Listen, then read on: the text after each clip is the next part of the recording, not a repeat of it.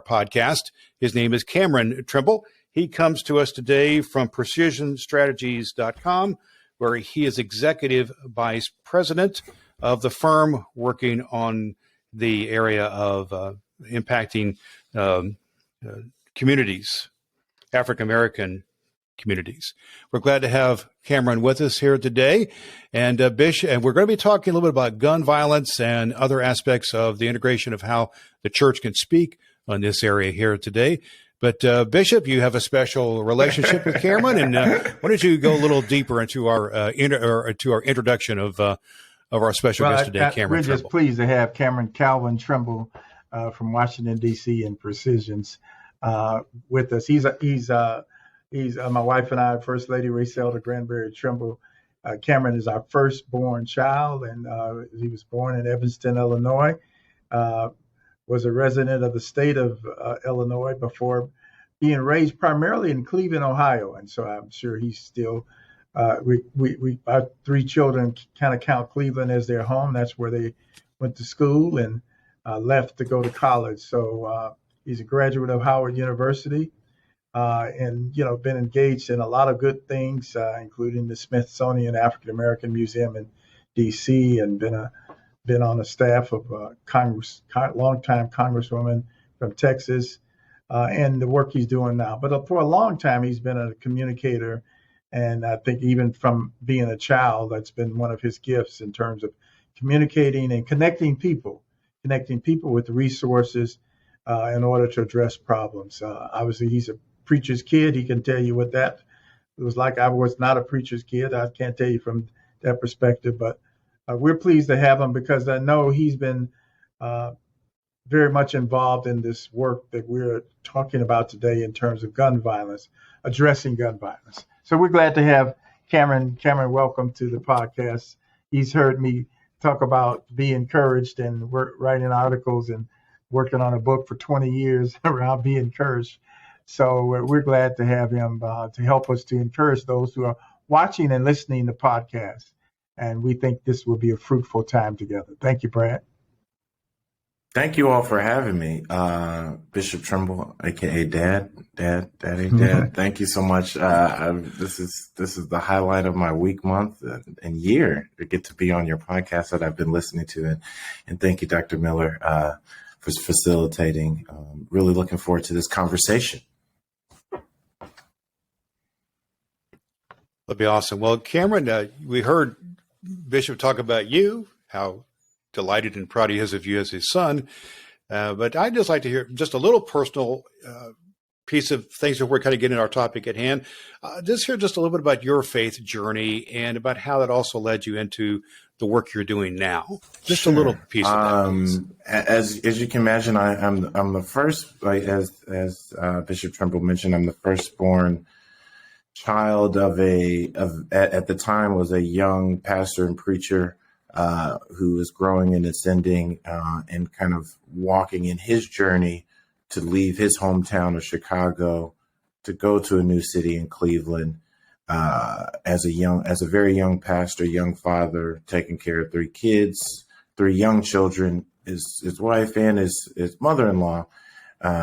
And I got the firsthand knowledge and kind of firsthand being the oldest as my dad went from a pastor to district superintendent and back to pastor all the way up into he became a bishop, to be able to see firsthand what it meant to really submit to God's will and walk by faith and not by what your own kind of your own will, but really submit to God's will. And it impacted my journey where I had a very different career and interest trajectory. I wanted to be a doctor from a very young age, and all of everything that I worked toward from the college I went to I actually attended medical school for 2 years before, but understanding that might have been what I thought I wanted to do.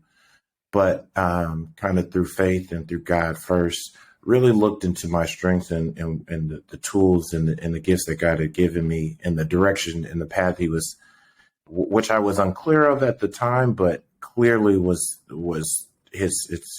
God's intention and will, given all the success and given the opportunities I have been able to have over my 15-year plus career, to get into being really a communicator and a connector. So I've always, it's been a struggle at times, as with most folks, especially at such a young age. But I stepped out on faith in terms of the colleges I chose. Howard University was my fourth or fifth choice, but turned out to be by far the right choice. Like, as I mentioned, I went to medical school in Temple, and I mean, that's a big undertaking, including a lot of money that you take on in terms of loans. But to understand that wasn't what God had for me, that's what I thought I had for me, and to be able to step out on faith, to have the support of family, friends, but really have the support of His Word. And then in those times over my adulthood, as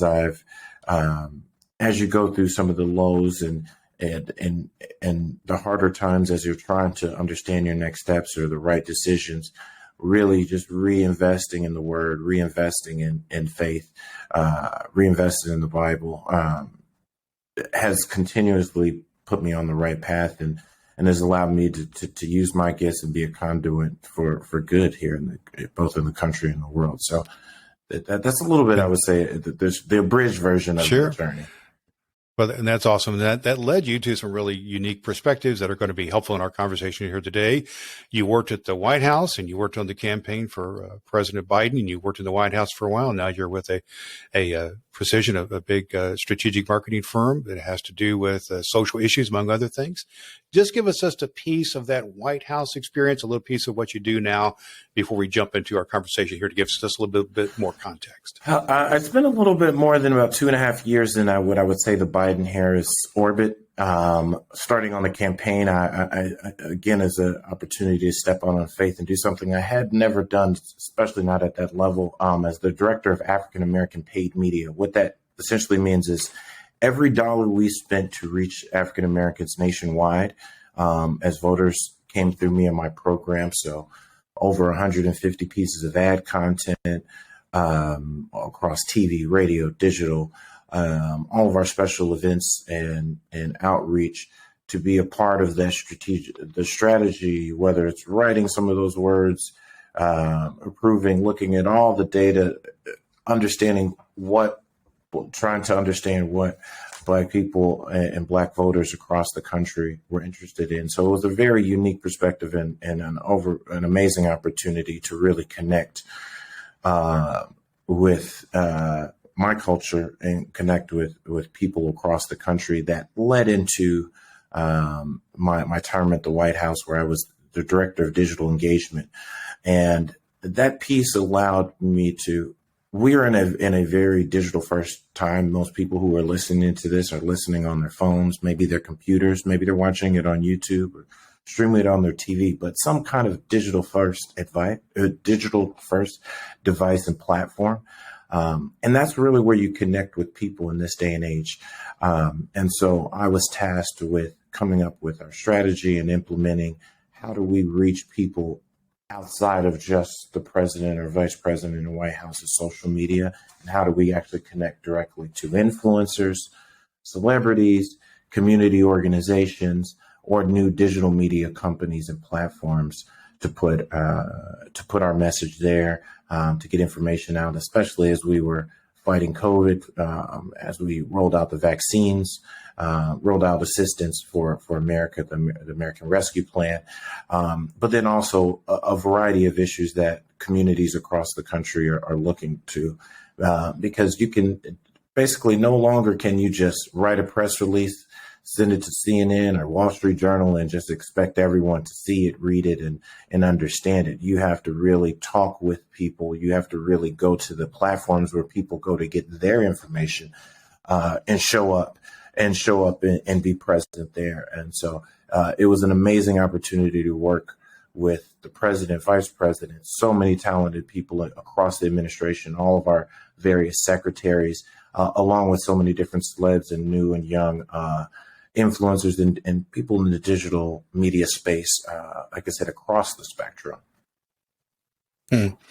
And that led you to what you're doing now with Precision, and that's also where you're looking to influence. I know, look to influence and change people's minds and move them to action. So that's part of what we're talking about here today. Yeah. Well, Bishop, you've always been about influencing people and about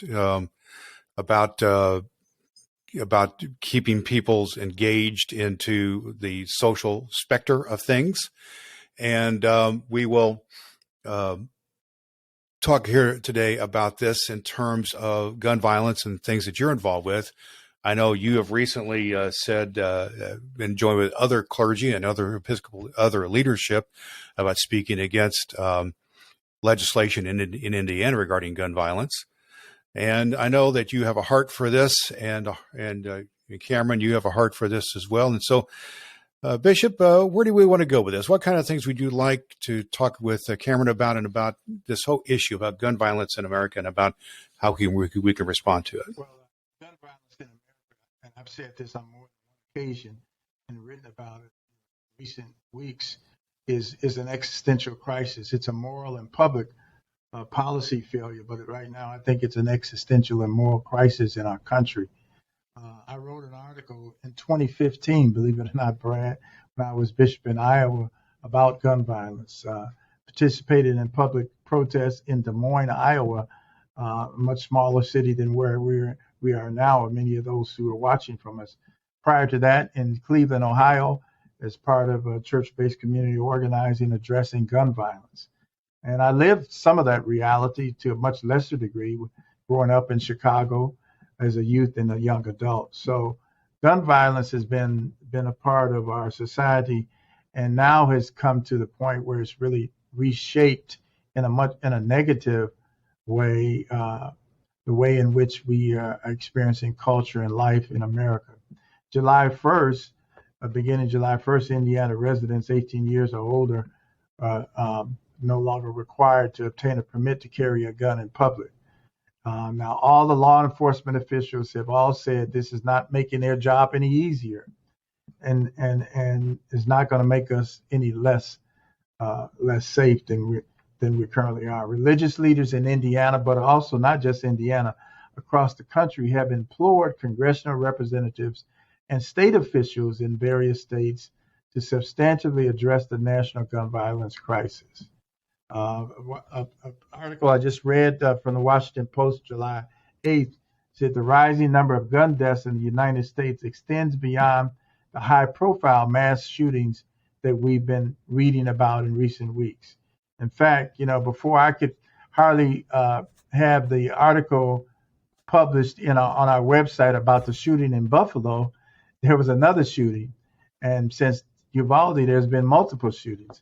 In fact, I don't know how many shootings. I know there's been over 300 shootings this year alone that would qualify as mass shootings, where more than four people are killed, at a minimum of 4 people killed. So, put it this way, no one is ever surprised when we hear about a mass shooting anymore, are we? We're never really totally surprised. We may be still shocked by the action, but we're not surprised to hear the news that it happened. The surge in gun violence occurs, and I'm quoting now from the Washington Post, surge in gun violence occurs as firearm purchases rose to record levels in 2020 and 2021, with can you believe there's more than 43 million guns estimated to have been purchased just in that time period, between 2020 and 2021. At the same time, gun deaths hit its highest level since 1995, with more than 45,000 fatalities. 60% of a large percentage of the gun deaths are suicides, and we have a horrendous, phenomenal number of suicides, and 85% of suicides attempted with guns, end up as fatalities. I don't know how many guns we have in America. One data point said 400 million plus. But I do know, and I serve on the largest health system in Indiana, that I do know that gun violence is now considered, it should have been considered sometime, a national health crisis. And we also have, everyone points to the mental health issue. Most persons who have mental health crisis or mental illness are more likely to be victims than they are to be perpetrators. And even in the cases where persons did have mental health problems, a mental health crisis. Uh, Most of the times that they've been in states like our state and other states that I've lived in, where there's been a shortage of resources for people who need mental health support. So, in conclusion, before we hear from Cameron, we have a moral and leadership crisis, which with the desires of the minority. This is my opinion, and I own it. The desires of a minority of people and business interests overshadowing the common good and the safety of society. So when people say, well, nothing can be done about this, but nobody really wants to say, well, if we look to our northern neighbors in Canada, they believe in gun ownership, but they don't have this problem. Or Australia, a high percentage of people own guns. They don't have this problem. Or New Zealand, they don't have this problem. So I think it really comes down to leadership and the willingness to do something different than what we've been doing. What's the definition of insanity, Brad? I forget. What is it? It's doing the same thing over and over. Well, some people and expecting a new expecting a new result. I see Don on the cat. I think he's early for the next edition. Yeah. Well, we'll just let Don sit tight there. Don, we're not going to start till about 12 noon on our podcast. Okay, so just sit tight, and I'll edit later on and that kind of stuff. If others pop in, and Cameron, just so you know, we have another podcast immediately after ours, and that's what's going on here. So if other people pop in, that's what's going to be happening.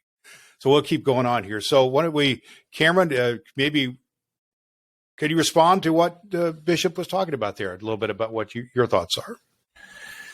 Yes, I think it's a complex issue, but people try to make it more complex than it is. Quite simply, when you say 43 plus or whatever the number is in amount of guns that were sold just in the last year, we've got a country of about 350 million people.